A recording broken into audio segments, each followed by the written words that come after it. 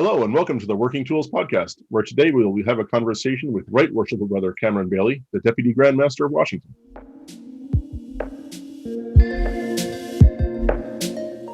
Ladies and gentlemen, brethren all, welcome to the Working Tools Podcast, a casual conversation around Freemasonry. First, it's important to note that our thoughts and opinions are our own and do not reflect those of our Grand Lodge or respective craft or concordant bodies. Please connect with us and ask questions via our website at theworkingtoolspodcast.com. Today on the Working Tools Podcast, we have our usual cast of characters here, Very Worshipful Brother David Colbeth and myself, Matthew Appel from the Grand Lodge of Washington. And we have Worshipful Brother Stephen Chung and Right Worshipful Brother Trevor McKeown from the Grand Lodge of British Columbia and Yukon. And we have our special guest with us today, Right Worshipful Brother Cameron Bailey, who is the Deputy Grand Master of the Most Worshipful Grand Lodge of Free and Accepted Masons of Washington. Welcome, Right Worshipful Sir. Thank you for coming out. Thank you. I appreciate it.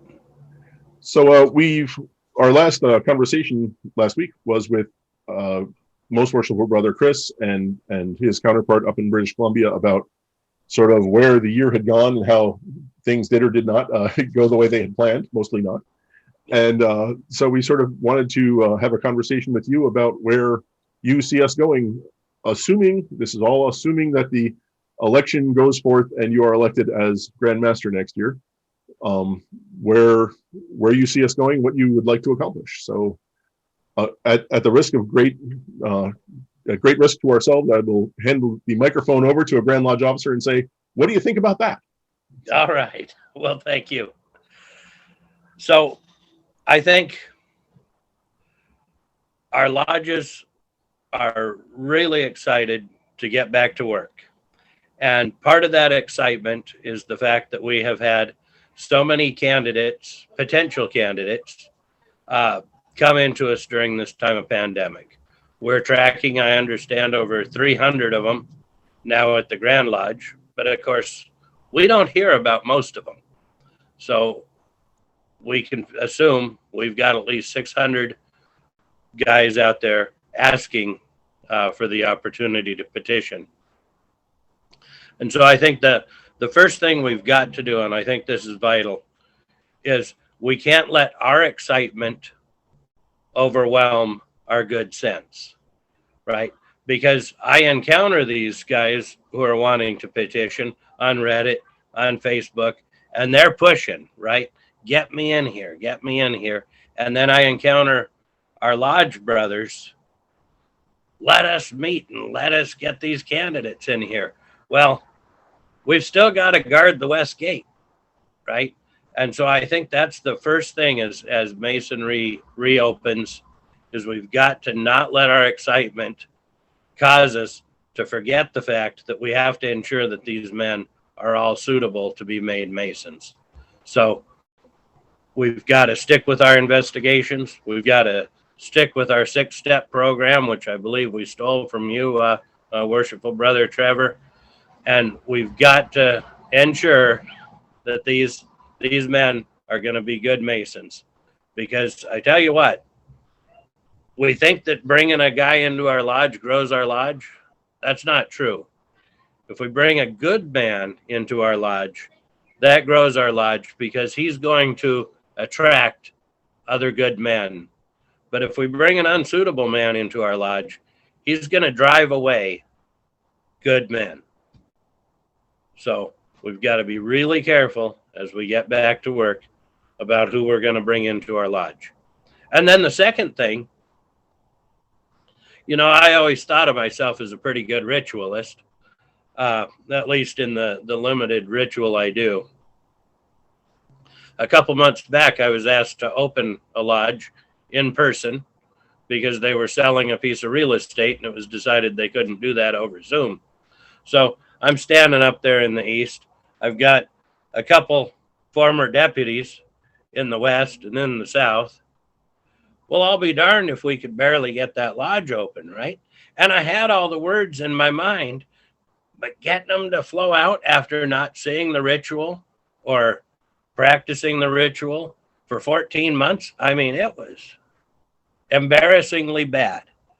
So before we bring these guys in and we try to do a degree on them, we better make sure that we do a lot of practice so that we can actually give them a high quality degree, because there's nothing more disappointing than giving a guy a bad degree. So let's guard our west gate and let's start practicing our ritual so that when we do find those suitable men, we can actually give them a good degree. And let's not assume that we know it just because we knew it before the pandemic.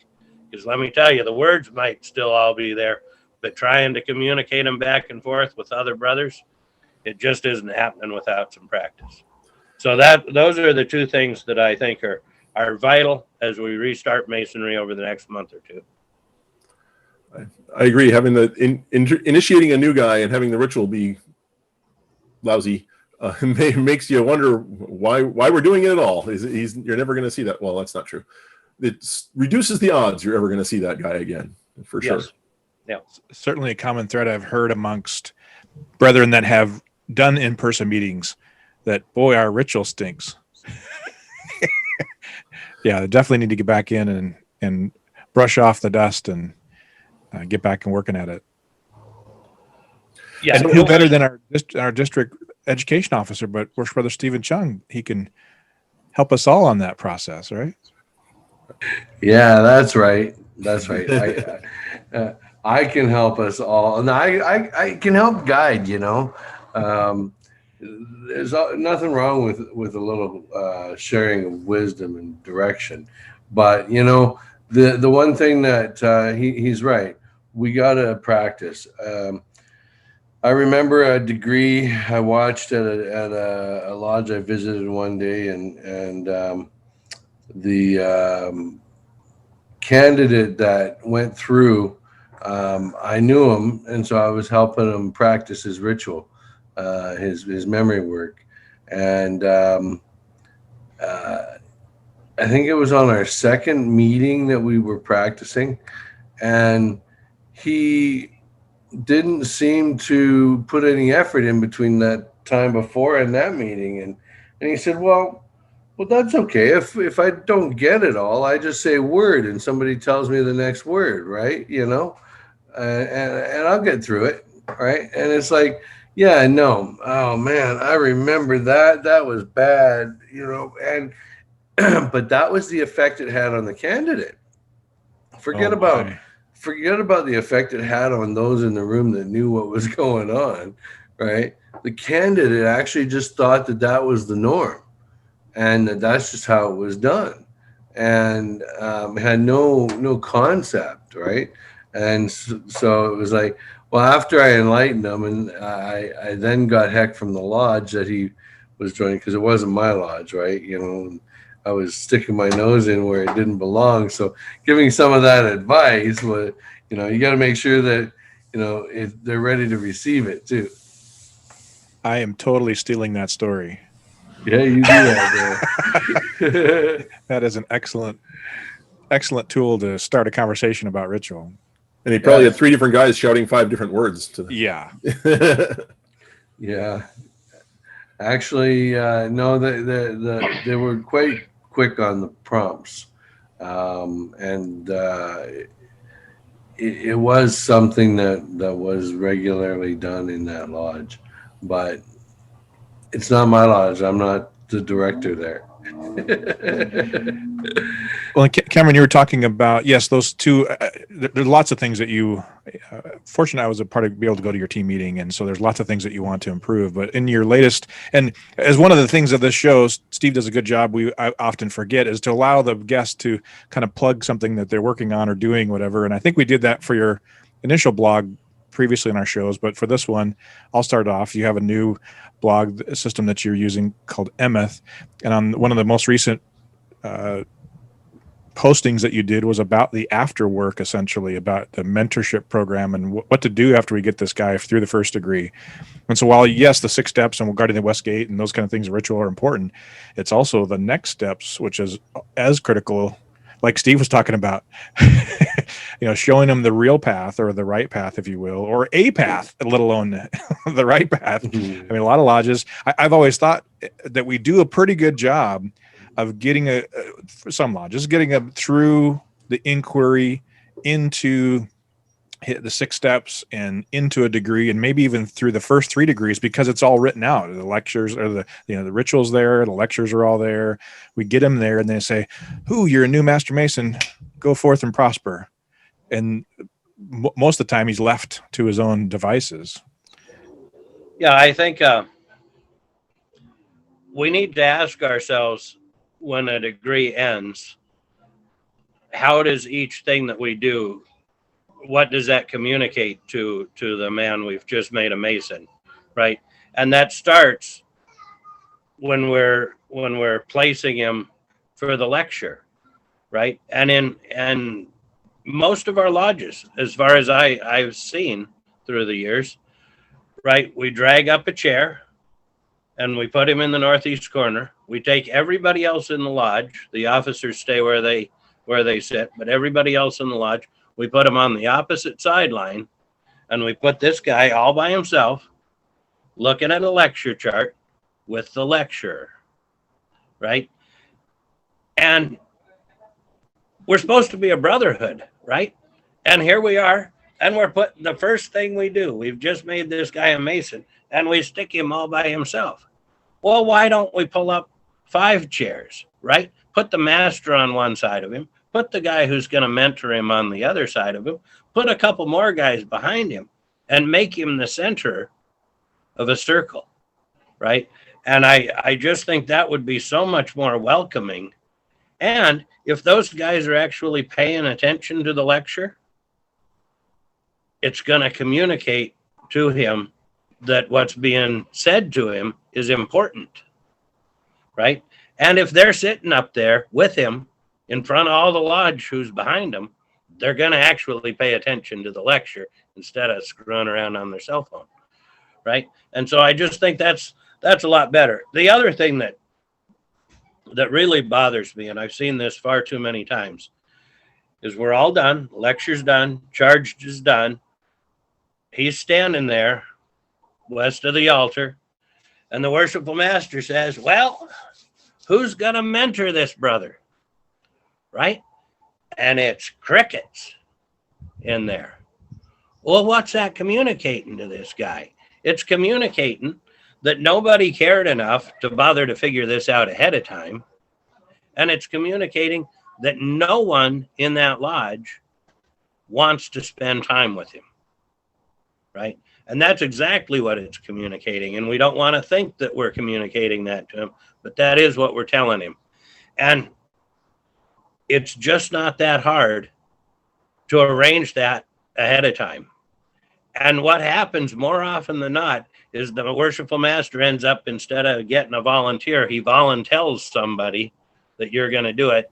Well, volunteer them before that meeting starts so that poor guy doesn't have to hear that. So that awesome 6-step program you referred to earlier, right? Yes, that we stole from you. Yeah, that one. So I'll tell you a little bit of experience with that, and it sounds along fitting for this. We got the program. We opened it up. It was amazing. We were enjoying doing all the steps properly, right? And now we come to this thing where we brought a couple of new members in, and the mentorship program, there was a whole program in another folder that had to deal with this mentorship thing, right? And I'll tell you, we found a retired member who was always looking for something to do to help contribute, and we gave him that folder, and he opened all of them up, and what a program. And so we actually don't have that question anymore.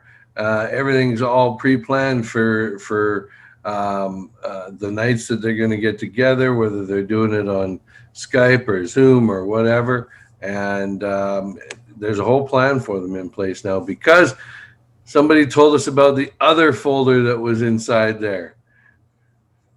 Right. Well, that's great to know, and we may have to figure out an arrangement so we can steal that folder from you as well. Yeah, you bet. I think I've already given it to David, but I'll make sure it's available to you. Thank you, sir. Yeah, I know a guy who wants to revamp the entire program from 6 steps all the way through the mentorship program. Well, I'll tell you, we've done variations of it, and other lodges have tried to tweak it and everything. But I'll tell you, it's sometimes if the wheel ain't broken, don't try to fix it, right? And the program really functions well.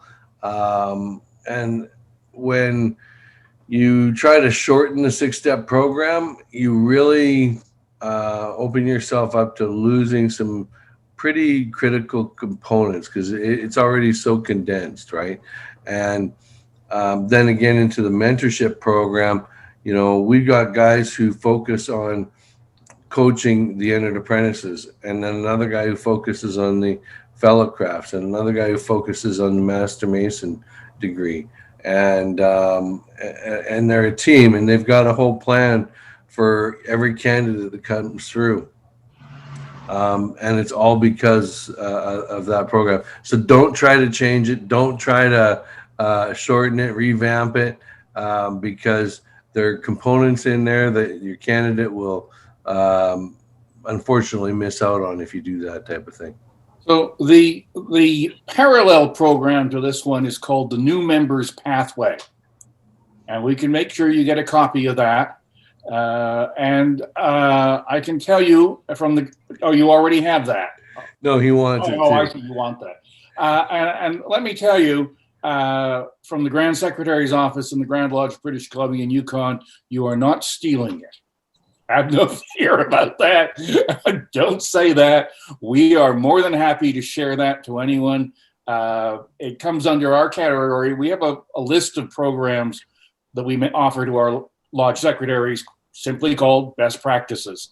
And although Stephen is right, if you follow it, it seems to work. But we also say it's up to the lodge to decide how they want to use it. It's not being pushed down anyone's throat. Well, thank you, brother. We do appreciate those resources very much.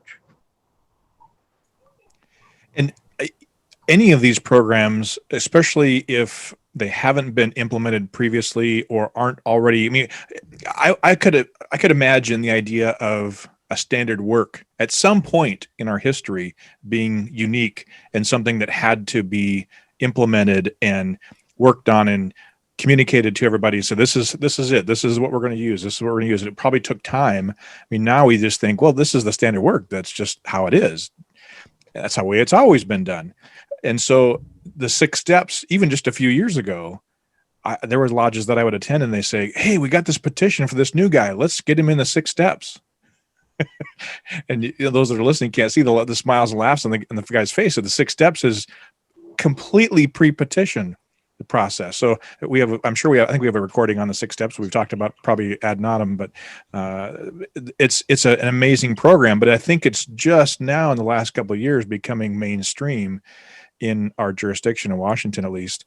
And it certainly is an excellent program. And so any of these things, I was just listening to the book, Good to Great by Jim Collins. And wow, what an amazing analogy of company. They did an analysis of Fortune 500 companies and what makes a great company.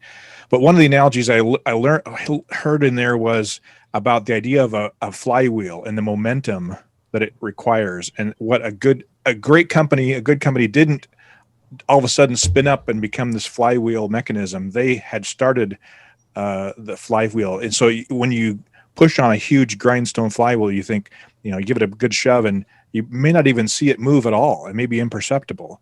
And then you give it another push and it still may be imperceptible. And then another push and another push and another push. And pretty soon after 100 pushes or 1,000 pushes, it starts to move and starts to rotate well. And you get another push and it rotates faster and faster and faster. And pretty soon every little push spins that flywheel, gives that momentum. And in his example, that's when the company would really accelerate. But that's when people started to pay attention. I think the same thing can happen in Masonry, in the 6 Steps program, in education processes and mentorship program. If it's just what we always do, then it can gain that momentum and really accelerate. We are talking about Freemasonry and in innovation. It's this program. I think I got introduced to it in 2012. So it's 10 years now that it's been around. So slow to adopt these things, but as they get adopted, they do prove to work, right? So and then again, some are always just waiting to see if it worked for somebody else, right? But so do I get the gist from you, Cameron, that your focus is going to be on on being prepared ritual wise for whatever can come short notice to a lodge? Yeah, so I think I had a lot of plans for my year as Grandmaster, right? As I think everybody who's probably going to be Grandmaster has a lot of plans for their year as Grandmaster. But the thing is, the pandemic hit, right? And that led me to rethink everything that I thought before. And we can view, I think, the pandemic as a negative thing, or we can view it as a positive thing.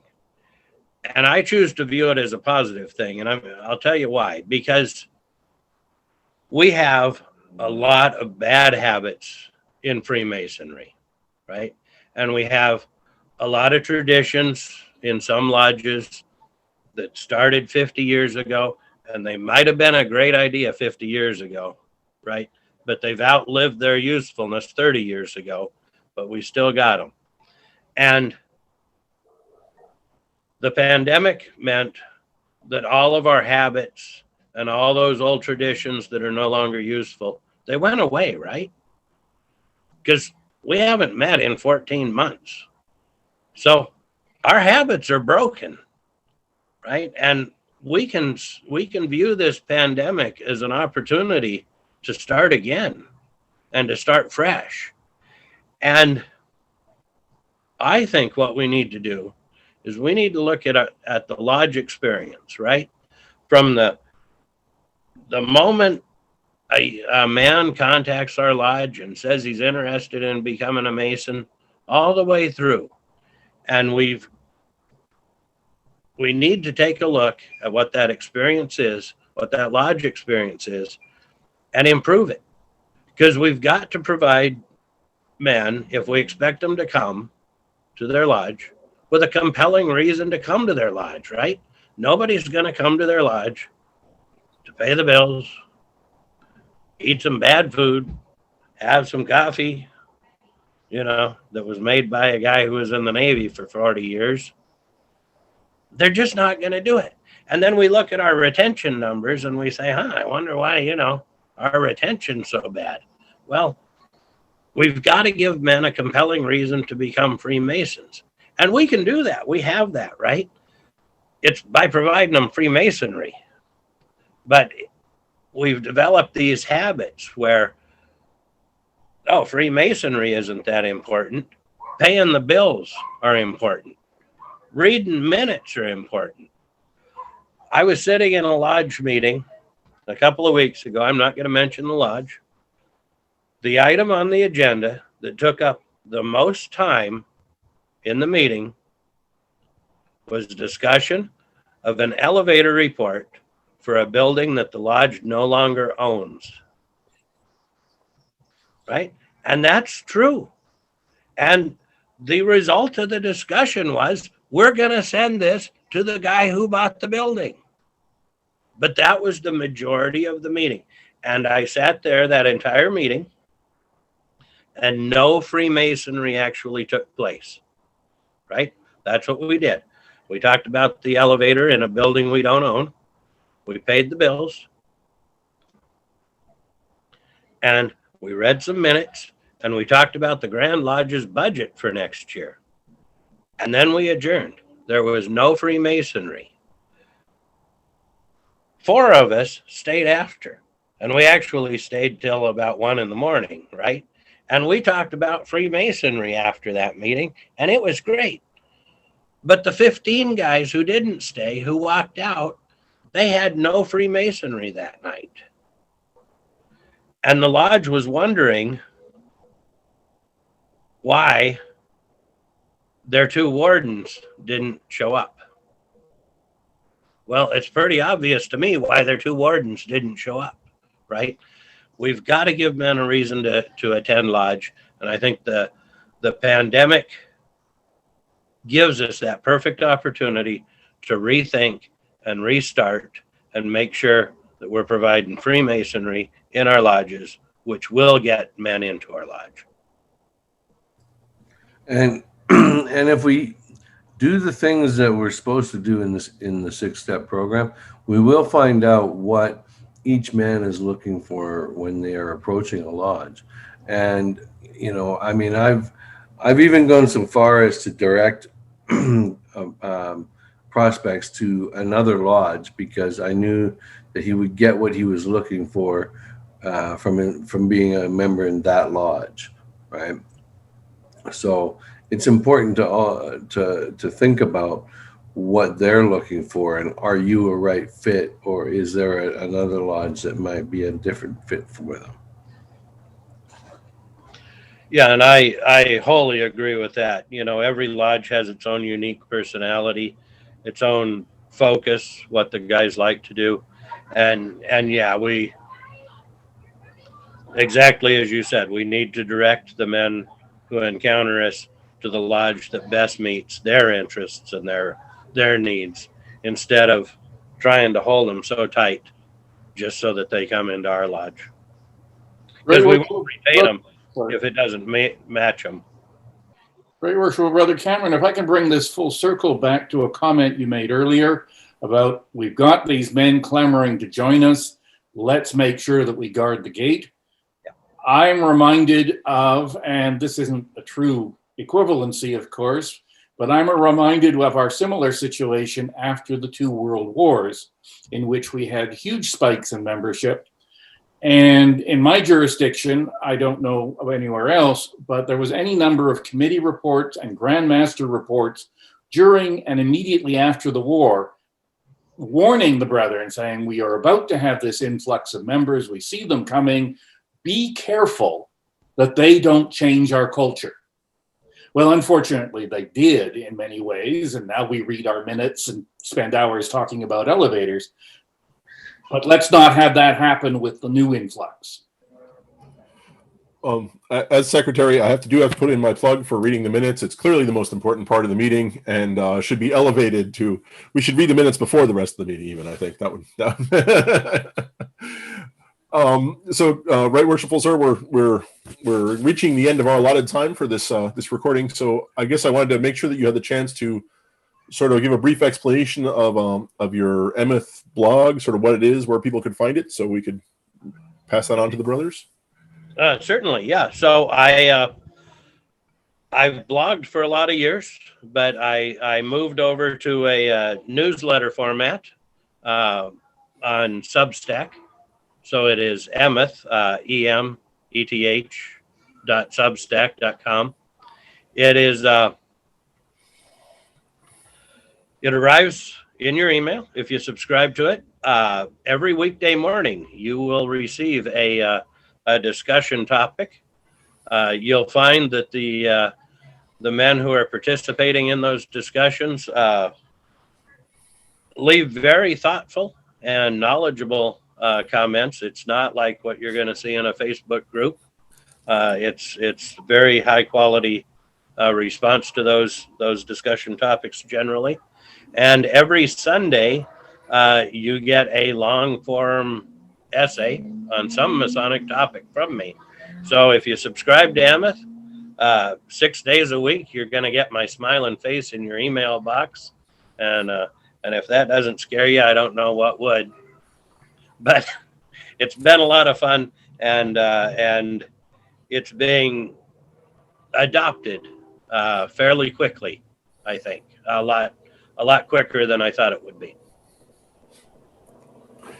And on that note, thank you, Right Worshipful Sir, on behalf of Stephen and David and Trevor and myself for agreeing to come out this evening. And I know you're actually at one of those Emmett conversations right before you came here, right? So we're getting you hot off the press. I don't think that's quite right, but it's we thank you for spending your time with us and look forward to talking to you again. So thank you, sir.